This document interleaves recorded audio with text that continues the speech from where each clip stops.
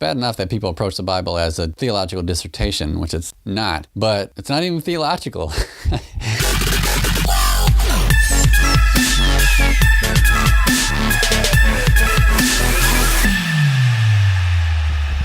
All right, welcome to the first episode of the Mura Scriptura podcast.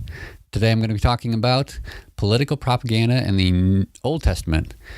But first I want to just do a brief intro to mirror reading and what that is, since this is the first episode and some of you may not be familiar with it. Mirror reading is just a way of interpreting the Bible by reflecting what the biblical author wrote to get a better understanding of what the situation was that he was writing to. So, for example, if Paul said, don't do such and such, then there was a false teacher saying that they should do such and such. So it's like hearing half of a phone conversation and you're trying to figure out what the other half of the conversation is, and mirror reading helps one do that. Item number 2 about the podcast. So this is going to be a bigger picture, focusing on the big picture in terms of what I do, in terms of the mirror reading that I do. If you're looking for more details, if you're a Bible dork and you are into that type of stuff, you can go to my website, which is mirrorreading.com. That's MIRROR reading.com. And I'll have specific verses and spreadsheets and all that on there for those who are detailed oriented. The time on these episodes is probably going to vary depending on the content that I have to share for the episode. This episode will probably be a little bit shorter. And then for now, it's just going to be me. I thought about getting a co-host since I'm a little bit on the lower energy side, and I like to have a higher energy co-host with me. But I just have some really awesome content that I want to share with you guys, and so I'm just going to be doing it by myself, so I can communicate that and stay focused on that content. So there's 2 types of people that typically study the Bible.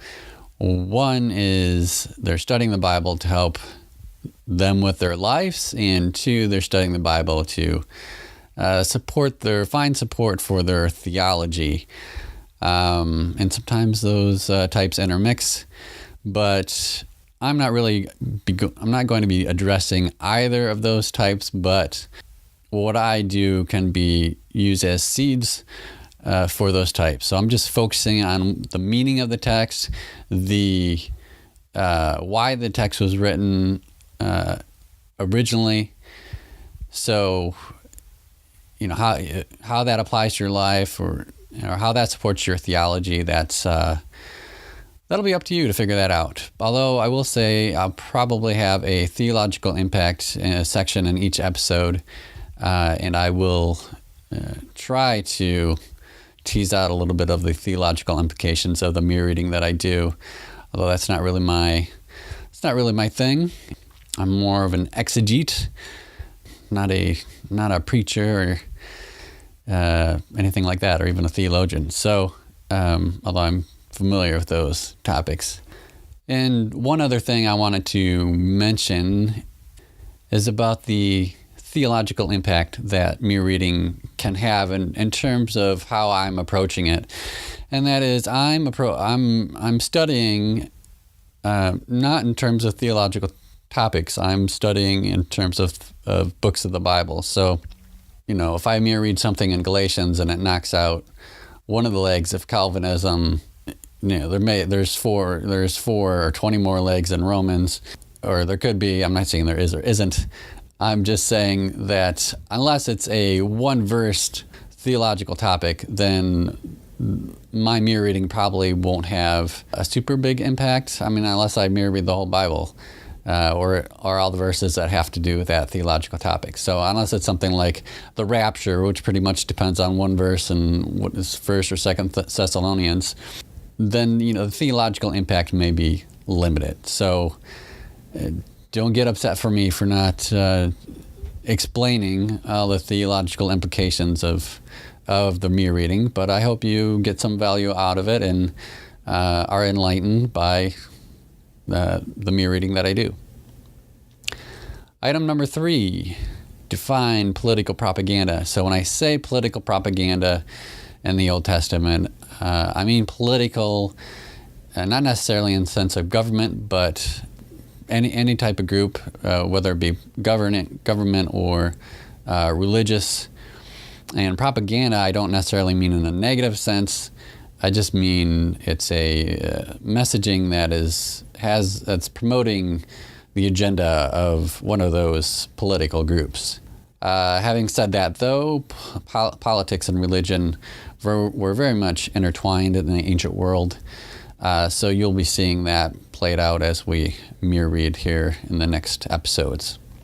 Item number 4, some examples of political propaganda from some of the work that I've done already. So the Old Testament it's a fairly new playground to me. I've done most of my studies in the New Testament, and so I'd become very familiar with that, and so the Old Testament has been really interesting to learn the situations that the authors were writing to. And so one of those situations, for example, is the pro-Egypt faction and the pro-Babylon faction. So you see a lot of this in the prophetic writings, where you have so Israel kind of sat in between these two empires, the Egyptian Empire and the Babylonian Empire, and it was a big to-do back then of who was gonna be greater, who was gonna win out, and some in Israel thought it was gonna be Egypt, and they wanted to ally with Egypt, and some thought it was gonna be Babylon, and they wanted to play ball with Babylon, and it was the pro-Babylonian faction that won. I don't know if won is a good word since they destroyed Jerusalem, but they ended up being right. Babylon did end up going to defeat Egypt and then eventually to conquering Jerusalem. Another example is in 1st and 2nd Samuel, and the writer of 1st and 2nd Samuel is really defending the line of David, is trying to prevent almost like a civil war from breaking out. The tribe of Benjamin and the tribe of Judah were kind of at odds since the first king of Israel was Saul. He was from the tribe of Benjamin, and the second king was David, and he was from the tribe of Judah. And so the author of 1st and 2nd Samuel is dealing with these arguments that David had taken the throne away from Saul's line illegitimately. And so he's really trying to defend against that. And at the same time trying to keep the peace. He doesn't want the descendants of David going after the tribe of Benjamin either, or the descendants of Saul. So lots of sticky political situations there that he's trying to deal with. There is a religious side to there too. He does defend the priestly line of Samuel, since Eli's son screwed up there, and so Samuel was installed instead. So there was a religious element to that as well. And then the book of Nahum, or Nahum, however you want to say it. In that book, so the Assyrians had come and had laid siege to Jerusalem, and they eventually left without attacking the city or conquering the city. And so now it was time for the rest of the Israelites, or Judeans, I guess I should say, those in the southern kingdom. It was time for them to come to for their festivals and to pay their tithes at the temple in Jerusalem. But they were kind of skittish because the Assyrians had just been there and they're not sure if they were going to come back, and so they don't want to get stuck in Jerusalem with their pants down. And so they're really debating whether they should even go to the festival, and Nahum is really responding to that and say, don't worry about Assyria. God's going to take care of them and defeat them, and you won't have to worry about them coming ever again. So you can go to your festivals and make sure to bring your tithes so you can pay that to the temple. And that is kind of the situation that Nahum is addressing. The last example, well, I'm not really going to give examples, I guess. I'm just going to mention what I'm going to be focusing on in the future episodes, or the next few future episodes here, as I'm going to be focusing on the Elohist source. The Elohist source, I'll talk about what that is in next episode, actually. But one of the authors in the Old Testament, I'm going to be taking a look at them. Item number 5, a list of common elements of propaganda. First one is offspring/bloodline reassignment. So things like reassigning somebody's son to another father, so that impacts a particular set of descendants. So I'm going to be taking a look in the future at whether Isaac was really Abraham's son. And the Elohist source is trying to convince the original readers that he was in fact Abraham's son, because there was some out there that thought he was somebody else's son, and you'll have to stay tuned for next 2 episodes to see who that is. Other common propaganda: establishing international boundaries, establish God's identity, explain actions, explain sayings, establish places of worship, combine names, identities. So in some cases, people were thinking that 2 different names are 2 different people, and the biblical author is trying to combine those 2 names into one person. Establishing certain characters' relationship status with God, reputation correction or reputation management, establishing tribal relations, so how the different tribes in Israel related to each other, and establishing kingly lines and priestly lines, like I spoke of in 1st and 2nd Samuel. So that is a list of common things you'll find in the Old Testament that are more political propaganda type things. Item number 6, narrative flow. The Bible is kind of choppy in certain areas, and that's one reason could be there's multiple authors. The other reason is that it's political propaganda, and for that reason, the author's not concerned about narrative flow. They're concerned about political talking points.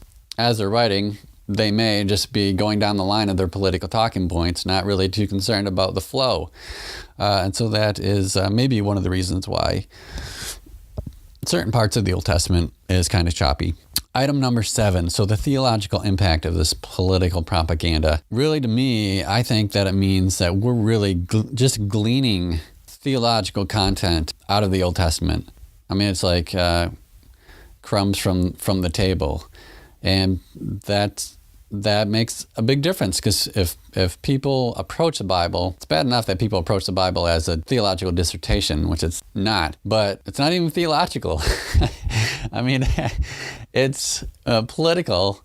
At least parts of the Old Testament are largely political. They're not theological writings with political stuff sprinkled in. They're political writings with theological elements used to support those political arguments. So I think that's a big shift in thought, I think, for a lot of people. And I think to get a better understanding of the Bible, you need to have that realization. That's not, compared to the New Testament, that's totally different. The New Testament is very theologically driven and not so much political at all. There's kind of a movement out there that I think a lot of the New Testament is about subverting the Roman Empire, but I'm not a big fan of that theory. But I'm not going to go into that right now. All right, well, I think that's it for episode 1. Thank you for listening, and I will talk to you next time.